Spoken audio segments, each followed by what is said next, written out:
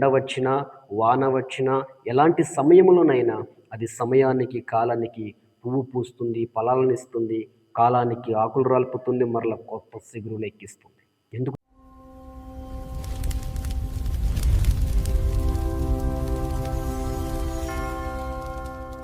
దేవునామని మహిమ కలుగును గాక. ఈ సమయంలో ఓ అద్భుతమైనటువంటి లేఖన భాగంలో మనం ధ్యానం చేయబోతున్నాం.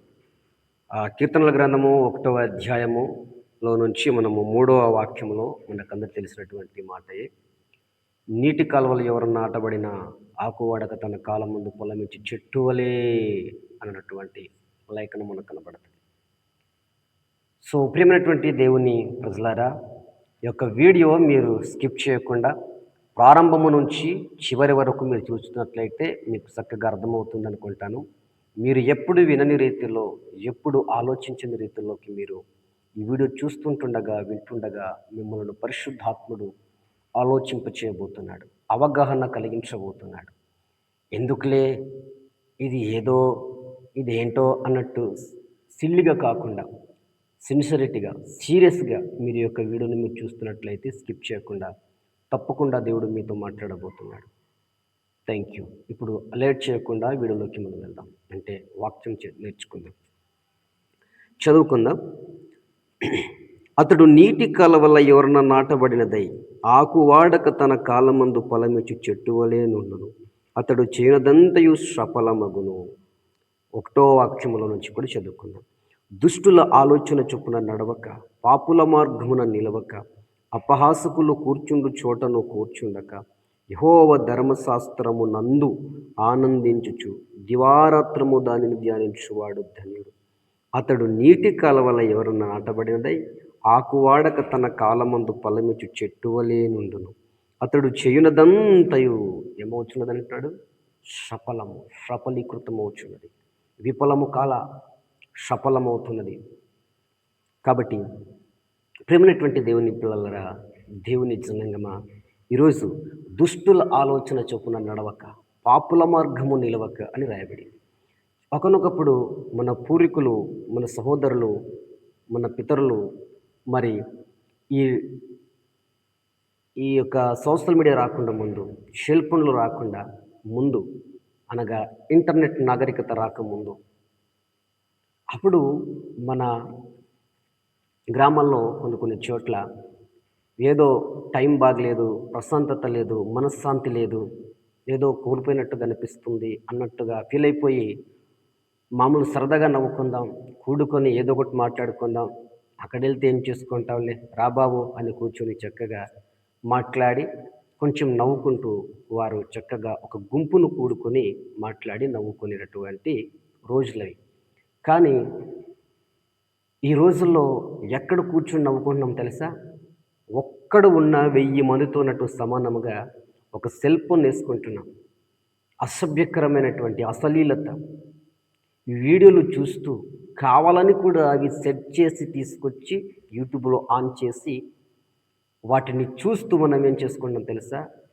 100 మంది ఉన్నట్టుగా, 1000 మంది ఉన్నట్టుగా ఫీల్ అయిపోయి ఒక్కడే ఉన్న నవ్వుకునే వీడియోలు తీసుకొచ్చి ఇష్టానుసారంగా నవ్వుకుంటూ అపహాస్యము చేసుకుంటున్నటువంటి చోట కూడుకుంటున్నారు.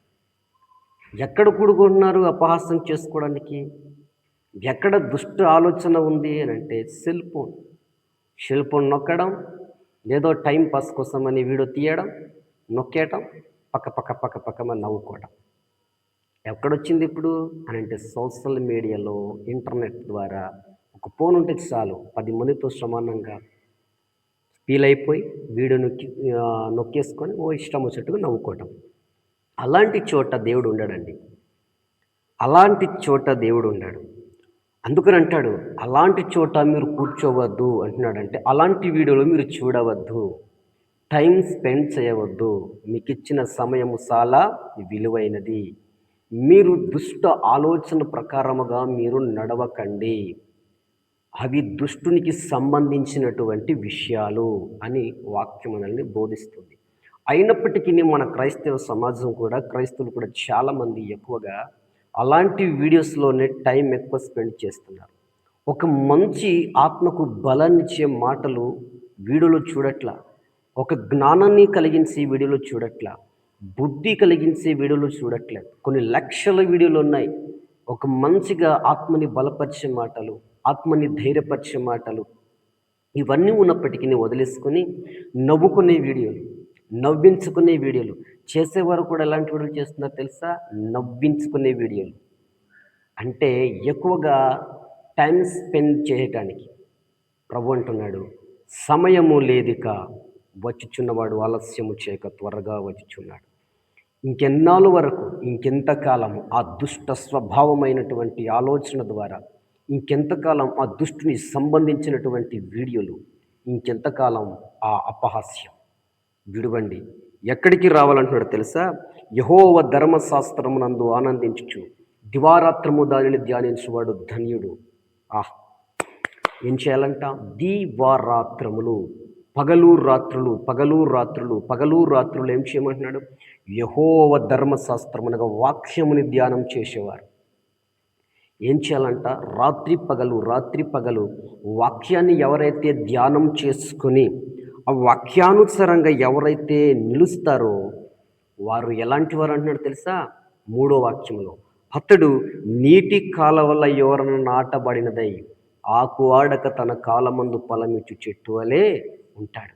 ఒక నీటి కాలవలో ఓరన నాటబడినటువంటి ఒక చెట్టును చూడండి. దాని పక్కనే నీరు ప్రవహించని చోట ఎండిపోయినటువంటి ఎడారిలో ఉన్నటువంటి ఒక చెట్టును చూడండి.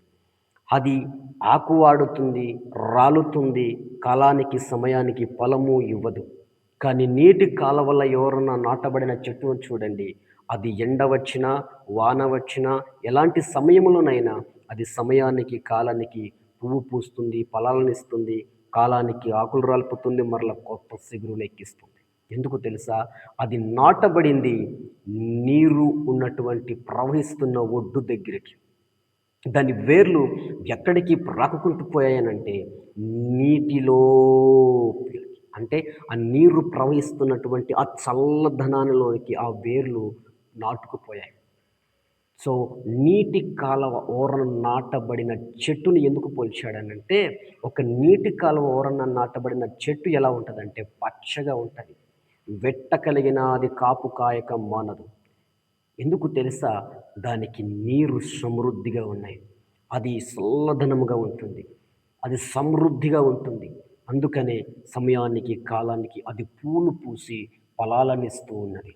మరి నీరు లేనటువంటి ఆ ఎండిపోయిన ప్రాంతంలో ఉన్నటువంటి చెట్టు ఎందుకు నీరసంగా ఉందంటే, దానికి సరైనటువంటి ఆహారము అందట్లా.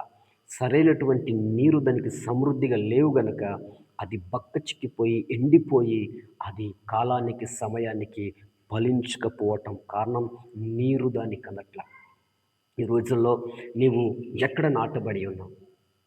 నీవు మందిరానికి పోతున్నప్పుడు నీ మందిరంలో సమృద్ధైనటువంటి పరిశుద్ధాత్మను గుర్చిన అనుభవము కలిగినటువంటి వాక్య ప్రత్యక్షత నీ ఆత్మకు సమృద్ధిగా ఉందా? నీవు వాక్యం చేత ధైర్యపరచబడుతున్నావా? నీవు వాక్యం చేత బలం పొందుకుంటున్నావా? నీ వాక్యము నీ దైవజనుడు మాట్లాడుతున్నప్పుడు ఇది నాకే అని నీకు అనిపిస్తుందా? ప్రతి మాటలోంచి దేవుడు నీతో మాట్లాడుతున్నాడా? దేవుడు నిన్ను తడుతున్నాడా? దేవుడు నిన్ను తాకుతున్నాడా? నీ బలహీనత ఏంటో నీకు వాక్యం ద్వారా నేను గుర్తుపడుతున్నదా? గుర్తు కలిగిస్తున్నాయా? ఆలోచింపజేస్తుందా? నీవు నాటబడినటువంటి ప్లేస్ ఏంటి? నీరు ప్రవహిస్తున్న ఒడ్డు దగ్గరికి నాటబడ్డావా?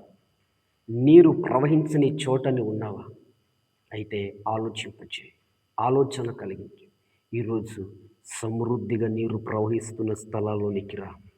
సమృద్ధిగా నీరు ప్రవహిస్తున్న ప్లేస్‌లోనికి రా. నీ వేర్లు లోపలికి నాటుకుపోవాలి. నీ వేర్లకు నీళ్లు అలాగ సమృద్ధిగా చల్లదనాన్ని కలిగిస్తూ ప్రవహిస్తూ పోయే అనుభవంలోనికి రా. ఆ చెట్టు అప్పుడు పచ్చగా ఉంటది. సమయానికి, కాలానికి ఫలాలనిస్తది. అది సమృద్ధిగా ఉంటది. ఎందుకు అనంటే అది నాటబడిందే నీరు ఉన్నటువంటి ప్లేస్ ఒడ్డున నాటబడింది. నీటి కాలవల యోరన నాటబడింది. అంటే పరిశుద్ధాత్మ అనుభవము కలిగినటువంటి స్థలములోనికి, వాక్య అనుభవము కలిగినటువంటి సమృద్ధైనటువంటి స్థలములోనికి, దేవుని ప్రత్యక్షత అందుతున్న చోటు, దేవుడు సన్నిధిని ఉన్నటువంటి చోటు, దేవుని ఆత్మ కుమ్మరిస్తున్నటువంటి ప్లేస్ అది. తలంపులలోనికి నీ చెడు తలంపులు, చెడు ఆలోచనలు, చెడు క్రియలు, చెడు ఉద్దేశాలు అవన్నీ కూడా పరిశుద్ధాత్మ చేత తడపబడుతూ వాటన్నిటిని దూరము చేస్తూ దేవునికి దగ్గరవటం. ఇలాంటి అనుభవం కలిగినటువంటి ప్రత్యక్షతలోనికి ఉన్నటువంటి అనుభవముల స్థలాలను నాటబడ్డావా? లేక వాక్యము సరిగ్గా అర్థం కాక, వాక్యం నీకు అర్థం కాకపోక, వాక్యాన్ని సరిగ్గా నీవు వెంబడించక, నీవు ఒకవేళ ఇదిగో అసభ్యకరమైనటువంటి అపహాస్యము చేసేవారటువంటి చోట గనక నువ్వు ఉన్నావా? అలాంటి చోట గనక నువ్వు కూర్చుంటే నీవు ఎప్పుడూ దీవించబడలేవు. ఎప్పుడు నీ జీవితం ధన్యకరంగా మార్చబడదు. అపహాస్యము నుండి విడుదల పొందు. యెహోవా ధర్మశాస్త్రమును ధ్యానం చేసే కృపలోనికి రా. నీటి కాలువల్లో ఎవరైనా నాటబడిన చెట్టు వలె దేవుని సన్నిధిలో నువ్వు నాటబడు. దేవుని సముఖంలోనికి రా. దేవుని సన్నిధి ప్రవహిస్తున్న ప్లేస్లోనికి రా. దేవుని అభిషేకము అల్లలాడుతున్నటువంటి స్థలములోనికి రా.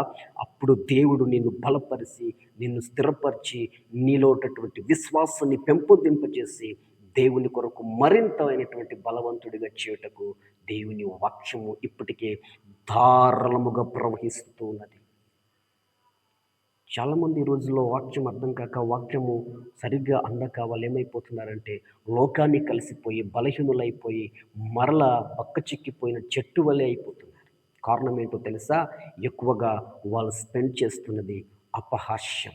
అంటే చెడిపోయినటువంటి, పాడైపోయినటువంటి, పనికిరానటువంటి సమయాలకు అలవాటు పడిపోయి, బానిసైపోయి దేవుని చిత్తానికి, దేవుని సమ్ముఖానికి, దేవునటువంటి స్థలానికి రాకుండా ఉండటం.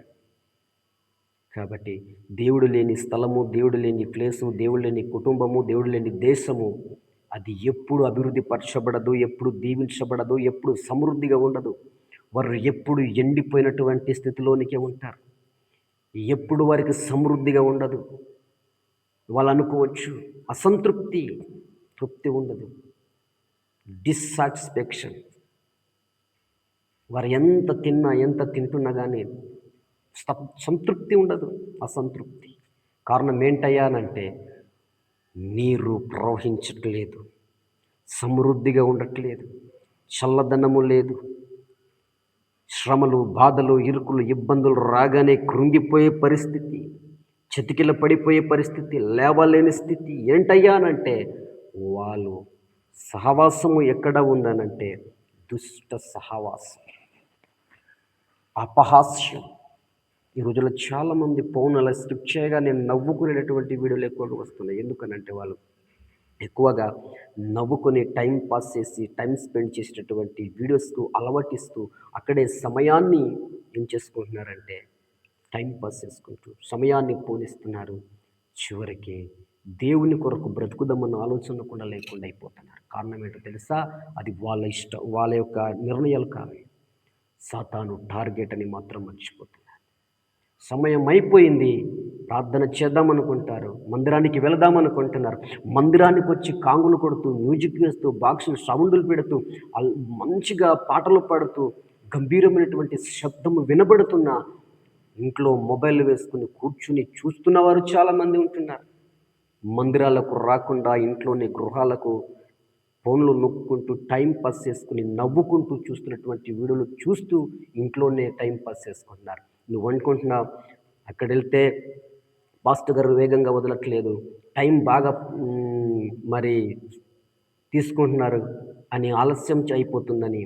ఒకవేళ నీ సొంత నిర్ణయాలకు, సొంత సౌఖ్యానికి, సొంత ఇష్టానికి నువ్వు గనక చాలామంది ఈ రోజుల్లో ఏంటంటే తెలుసా, మందిరాల్లో మంచి పాటలు పాడుతూ ఆరాధన చేస్తున్న శబ్దం వినబడుతున్నా కూడా రాకుండా ఇంట్లోనే మొబైల్ వేసుకొని నవ్వుకొని వీడియోలు తీసుకొచ్చి నవ్వుకుంటూ టైం పాస్ చేసుకుంటున్నారు. నీ జీవితం ఎప్పుడు కూడా అర్థం చేసుకో, మందిరానికి రాకుండా దేవుడిచ్చిన సమయాన్ని దేవుడికి వేలు ఇవ్వకుండా నీ సొంత నిర్ణయాలకు, నీ సొంత సంతోషాల కొరకు, నీ సొంత సౌఖ్యాల కొరకు టైం పాస్ చేస్తున్నావంటే దేవుడు నీ జీవితంలో కూడా టైం పాస్ చేశాడా? నీ బ్రతుకు అక్కడే ఆగిపోతుంది. నీ జీవితం నవ్వుకునే స్థితిలోనికి ఉంటుంది. ఎప్పుడు కూడా నువ్వు దిగజారిన స్థితిలోనే ఉంటావు. ఎందుకు తెలుసా? సమయము దేవుడికి నువ్వు ఇవ్వట్లేదు కాబట్టి. నవ్వుకుంటున్నావా? నీ జీవితం నవ్వుల పాలైపోద్ది. నవ్వుకునే వీడియోలు చూస్తూ టైంని స్పెండ్ చేసి, టైంని వేస్ట్ చేసుకొని, దేవుడికి ఇవ్వాల్సినటువంటి సమయాన్ని దేవుడికి ఇవ్వకుండా, దేవుని మందిరానికి రావాల్సిన సమయాన్ని మందిరానికి రాకుండా, ఇంట్లో ఆదివారం అని తెలిసి, ఆరాధన అని తెలిసి కూడా ఇంట్లో పడుకొని, బొమ్మలేసుకొని నవ్వుకుంటున్నావంటే, ఒకరోజు దేవుడు చూస్తున్నాడు. దేవుడు గనక అదేవే గనక టైం పాస్ అయిపోద్దని ఒక్కసారి గనక నీ జీవితంలో నిర్లక్ష్యం చేశాడా, నీ జీవితం కూడా అనేకులు చూసి నవ్వుల పాలయ్యే స్థితిలోనికి వెళ్తుంది. నిన్ను చూసి అనేకులు నవ్వుకునే స్థితిలోనికి వెళ్ళిపోతావు. అందుకే సమృద్ధైనటువంటి ప్లేస్‌లోనికి నువ్వు రావాలి. ఎక్కడా అనంటే, నీటి కాలవల ఎవరిన నాటబడింద యాకు వాడక తన కాలమందు ఫలమిచ్చు చెట్టు వలె ఉండాలట. అబ్బా! శ్రమలొచ్చినా ఫలిస్తాం. శోధనలొచ్చినా నిలబడతాం. అభ్యంతర కారణాలు మన కారణాలు లేకుండా వచ్చినా నిలబడతాం. ఎందుకనంటే, మనము నాటబడింది, మనము నిలబడింది సమృద్ధిగా ఉన్నటువంటి ప్లేస్. నీళ్ళు జలజలమని ప్రవహిస్తున్నటువంటి ప్లేస్ అది. పొడిగా ఉన్నటువంటి ప్లేస్ కాదు. అది ఎప్పుడు సమృద్ధిగా నీళ్ళు అందుతున్నటువంటి స్థలం అది. దేవుని సన్నిధి అల్లాడుతున్నటువంటి స్థలం అది. దేవుడు నీ హృదయాన్ని, నీ ఆలోచనలన్నిటిని కూడా, నీ కోరికలన్నిటిని కూడా ఇదిగో దేవుని కోరికలుగా మలిచి ఆయన కొరకు ఘనపరచగలిగినటువంటి ఆ స్థలం అది.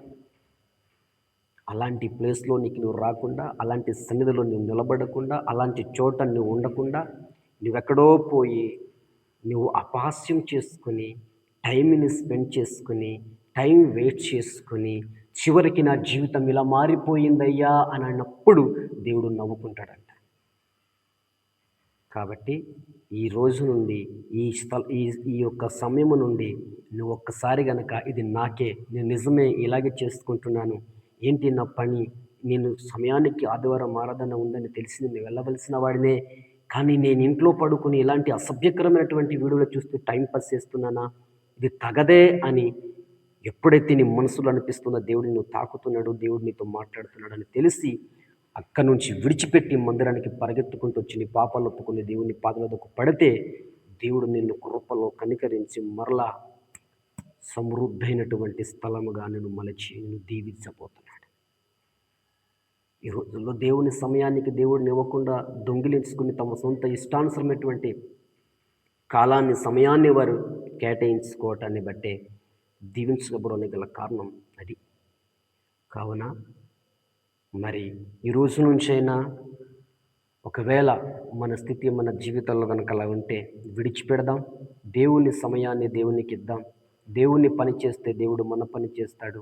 దేవుణ్ణి ఘనపరిచిన వారి జీవితాలను దేవుడు ఘనపరిచాడు. దేవుణ్ణి ఘనపరిచిన దేశాలు ఘనపరచబడుతున్నాయి. దేవుని ఘనపరిచిన వారి జీవితాల్లో ఘనపరచబడుతున్నాయి. దావీదు దేవునిని ఘనపరిచాడు. దేవుడు దావీదుని ఘనపరిచాడు. దానియేలు దేవుణ్ణి ఘనపరిచాడు.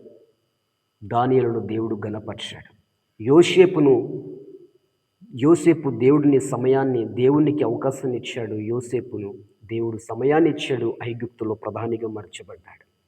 ఈ రోజులో నువ్వెవరిని ఎక్కువ సమయాన్ని ఇస్తున్నావు? ఎవరికి నీ టైంని కేటాయిస్తున్నావు? నిన్ను ఘనపరచు వారిని నేను ఘనపరుస్తానన్న దేవుడు. ఇదిగో నీకిచ్చిన సమయం, నీకిచ్చిన కాలం, నీకిచ్చిన పని, నీకిచ్చిన ధనం, నీకిచ్చిన ఆరోగ్యం, నీకిచ్చిన ఆయుస్సు, నీకిచ్చిన అందం, నీకిచ్చిన ఐశ్వర్యం, నీకిచ్చిన భవనం, ఎనీథింగ్ ఎనీవన్ ఏదైనా దేవుని కొరకు ఏదైనా చేయగలగాలనే ఆలోచన, ఆకాంక్ష నీకుందా? ఉంటే అవన్నీ విడిచిపెట్టి దేవుని సన్నిధిలోనికి నువ్వు వచ్చి దేవుని పాదాల యొద్ద కూర్చుని ఆయన వాక్య ధ్యానములో ప్రతిదినము దేవుని కొరకు చేసిన ఎడల నీవు నీటి కాలవల ఎవరిన నాటబడిన చెట్టువే. కాబట్టి ప్రతిదినం దేవుని కొరకు మనము ధ్యానం చేసుకొని ఆయన అడుగు జడలో మనం నడుద్దాం. కావున ఈ వీడియోను మీరు చూస్తున్నట్లయితే మా కోసం ప్రార్థన చేయండి. మా ఛానల్ని సబ్స్క్రైబ్ చేయండి, లైక్ చేయండి, షేర్ చేయండి. ఈ వీడియో అనేకులను మీరు పంపించండి. మరికింత కొన్ని మరి మంచి వాక్య ఆధారాలతో మనం ముందుకొద్దాం. సో నెక్స్ట్ వీడియోలో మరలా మనం కలుద్దాం. దేవుడు మిమ్మలను, మీ కుటుంబాలను దీవించును గాక. Thank you. God bless you.